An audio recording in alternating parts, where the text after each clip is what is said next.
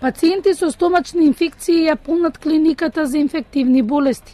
Диареја, повраќање со симптомите, причина вируси и бактериски инфекции, предизвикани од неправилна хигиена на рацете и чување на храната.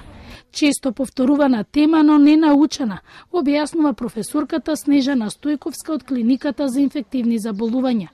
Топлото време, некои наши лоши навики и на деца и на возрастни, некои навики да се чува храна и на собна температура, да се употребува храна која е сготвена вчера, без да се денес достигне некоја температура која ќе ги уништи тие причинителите.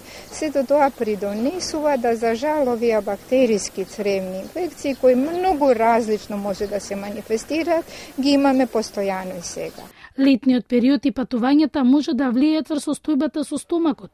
Совет, на пат земете пробиотици, но користете ги кога треба, а не да се пијат како превентив.